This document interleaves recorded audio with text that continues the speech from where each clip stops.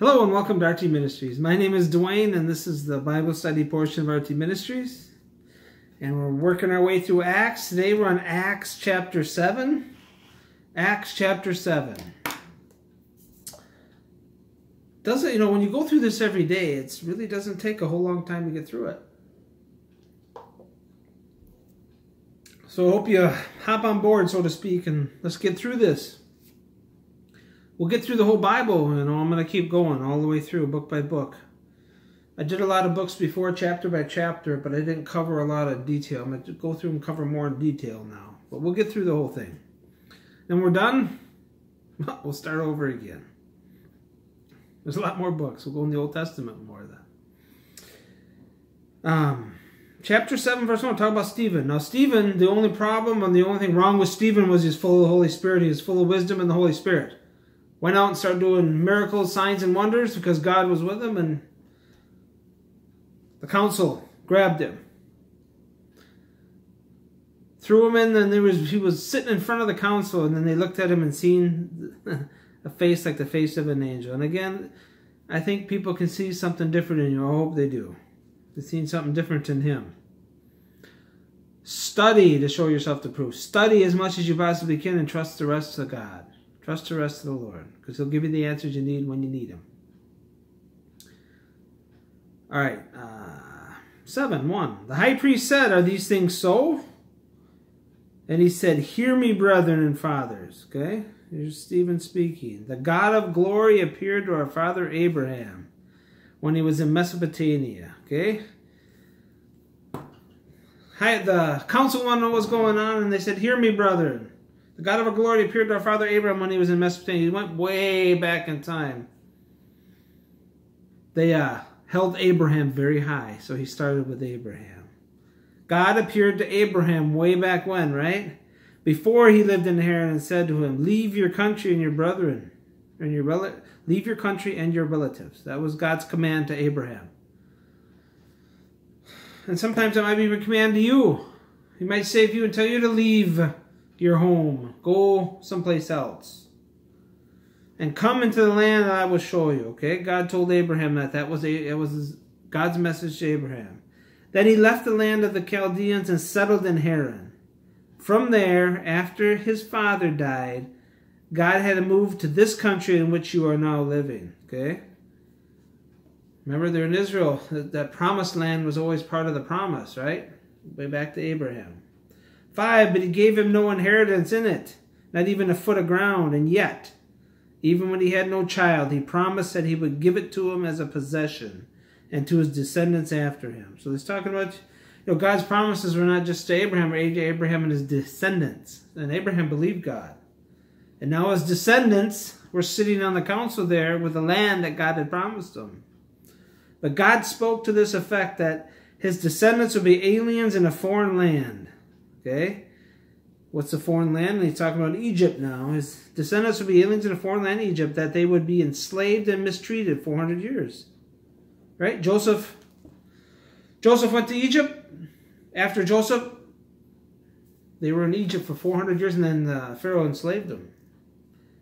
And whatever nation to which they will be in bondage, I myself will judge. And God did judge Egypt, did he not? He brought Egypt to his knees after the plagues, said God. And after that, they will come out and serve me in this place. Okay? To the promised land. All the millions of people left Egypt and they were headed to the promised land, the land God promised them. He gave him the covenant of circumcision. Circumcision was given to his people to mark them as different. And so Abraham became the father of Isaac and circumcised him on the 8th day. And Isaac became the father of Jacob, and Jacob of the 12 patriarchs. Now, he's going into deep history here. This is all true stuff, and they're going to wonder after a while, how does he know all this stuff? He's an untrained man. Well, I can tell you, the Holy Spirit's given him all this stuff. 9, the patriarchs became jealous of Joseph and sold him into Egypt. Okay? Remember that? The brothers hated him, so they sold him to a caravan that was taking him to Egypt. Yet God was with him. Doesn't matter what Satan does, whatever the world does, God is with you. Trust God, no matter if things are going the way you think. You think Joseph thought things were going his way when he was thrown into a pit and then sold to a caravan going to Egypt? Do you think he thought God things were going his way? No, but he certainly knew God was with him. 10. Yet God was with him and rescued him from all his afflictions and granted him favor and wisdom in the sight of Pharaoh, the king of Egypt, and made him governor over Egypt and all his household. He was sold. He was put in jail because he did the right thing. He ran away from a wife that wanted, somebody else's wife that wanted to sleep with him. He ran. She accused him anyway. He got thrown in prison and he got forgot about for a while, but God brought him out at the time that God wanted him out. And then God made him governor. He was only second in command in all Egypt. Started out as Joseph and ended up as second in command. 11. Now a famine came over all Egypt and Canaan, and great affliction with it, and our fathers could find no food. Joseph had the idea of putting grain aside because the king asked him what the dream meant, and he said, "There's going to be 7 years of plentiful, 7 years of famine." And the years of famine were there now, but Joseph had Egypt store all his grain up when they had good years. 12. When Jacob heard that there was grain in Egypt, he sent our fathers there for the first time. On the second visit, Joseph made himself known to his brothers, and Joseph's family was disclosed to Pharaoh. Then Joseph sent word and invited Jacob, his father, and all his relatives to come to him, 75 people in all. Okay? When it was disclosed that Joseph was his son, and then he brought 75 people, including his father, to Egypt. And this is how the people of Israel, or the Jews, started in Egypt. And Jacob went down to Egypt, and there he and his fathers died. From there they were removed to Shechem and laid in a tomb which Abraham had purchased for the sum of money from the sons of Hamor in Shechem. But as the time of the promise was approaching, now we're going to get a lot of history, so we'll comment as needed. But as for the time of the promise was approaching, God had assured to Abraham, the people increased and multiplied in Egypt. And God multiplied him. He gave him favor and multiplied everybody in Egypt. They were having babies left and right. Until there arose another king over Egypt who knew nothing about Joseph. Okay, the first Pharaoh knew Joseph, was nice to him. He died. Second Pharaoh rose, didn't know Joseph from anybody else, and then he treated him bad. All the Jewish people, the Hebrew people, he treated bad. It was he who took shrewd advantage of our race and mistreated our fathers so that they would expose their infants and they would not survive. Remember, he started to kill all the males, all the male children he was killing. It was at this time that Moses was born, and he was lovely in the sight of God. Moses was born, and he was nurtured 3 months in his father's home. And after he had been set outside, Pharaoh's daughter took him away and nurtured him as her own son. Do you think that was God's plan? In a time when all the babies were being killed, Moses was set aside the basket and the reeds, and God just happened to have Pharaoh's daughter take him and nurture him. And he grew up in Pharaoh's household. 22, Moses was educated in all the learning of the Egyptians, and he was a man of power in words and deeds. So he grew up wealthy. 23, but when he was approaching the age of 40, it entered his mind to visit his brethren, the sons of Israel. Now Moses was part of Pharaoh's family, but he always knew he was a Hebrew because he looked different, obviously. He wasn't Egyptian, pure Egyptian blood. 24. And when he saw one of them being treated unjustly, he defended him and took vengeance on the oppressed by striking down the Egyptians. So Moses, seeing an Egyptian treating a Hebrew bad, and he killed the Egyptian. He struck him down and murdered him. And he supposed that his brethren understood that God was granting them deliverance through him, but they did not understand. Now Moses thought this would help impress on the people that he would be their deliverer, but it did not. Again, when you think things are going to go your way, or God has a plan and you think it should go this way, it doesn't usually go that way because God doesn't think like we do. On the following day he appeared to them, and as they were fighting together, he tried to reconcile them in peace, saying, "Men, you are brethren. Why do you injure one another?" Okay? Now he saw 2 Hebrews fighting. He said, "Look, you're the same kind of people. You're from the same race. From the same people. Why are you fighting?" 27, but one who was injuring his neighbor pushed him away, saying, "Who made you ruler and judge over us?" And this is a rebellious people. Who made you ruler and judge over us? Well, the answer to that, God did. 28, you do not mean to kill me as you killed the Egyptian yesterday, do you? Okay, it got around that he killed the Egyptian. At that remark, Moses fled and became an alien in the land of Midian, where he became the father of 2 sons. He was 40 when he ran, and he was 40 years in Midian. Now, God's timing for you isn't always today and tomorrow. There's some things you got to learn before God sets you out, so to speak. Now, how did Stephen know all the details from this? Well, the Holy Spirit was speaking through him.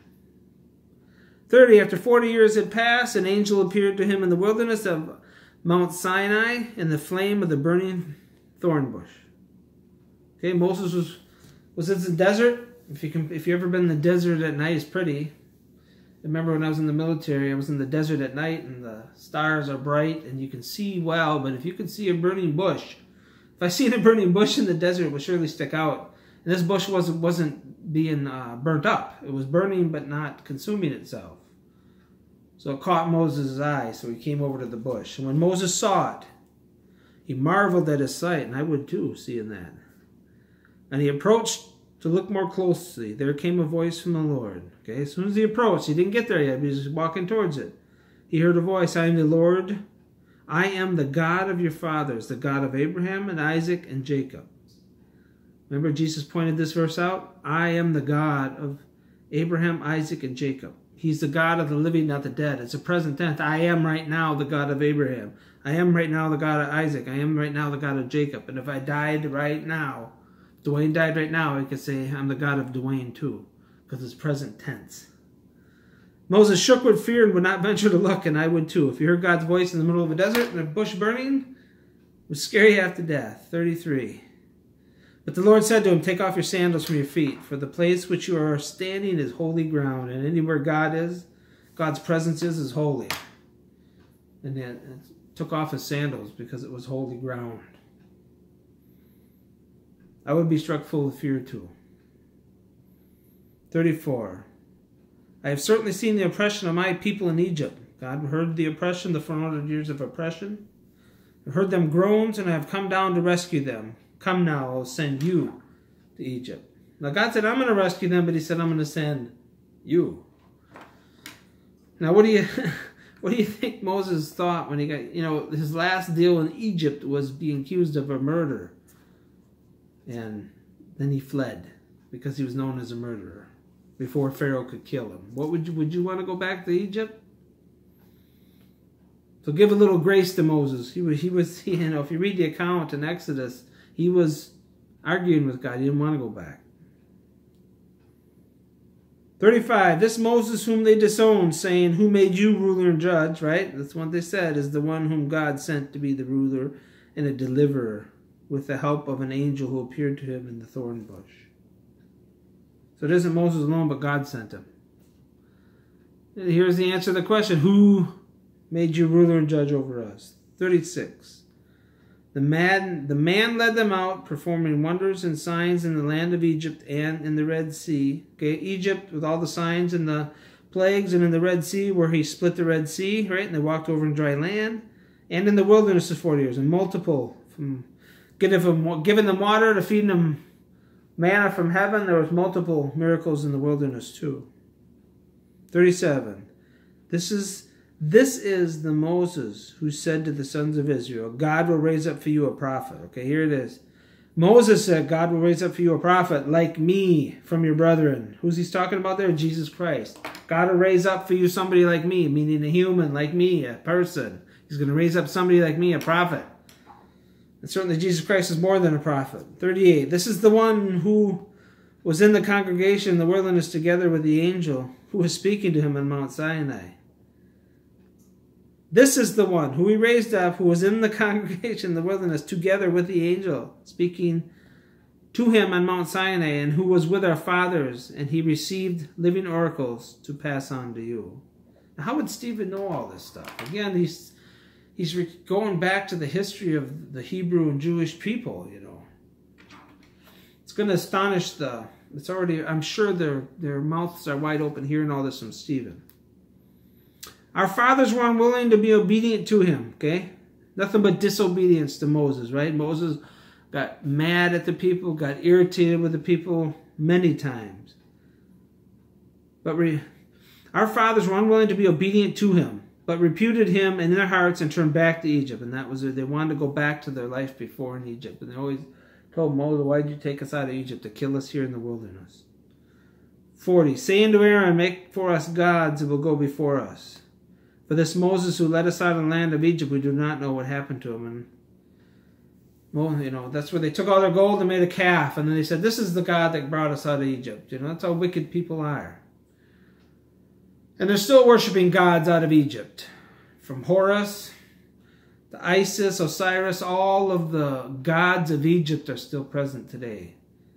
The one-eye symbolism that we see all over, you know, rock music and all the, you know, the triangle, all that stuff. The one-eyed pyramid, triangle, the all-seeing eye, all that stuff is from the eye of Horus. It's all from Egypt. The gods of Egypt that bled through even to today. At that time they made a calf and brought a sacrifice to the idol and were rejoicing in the works of their hand.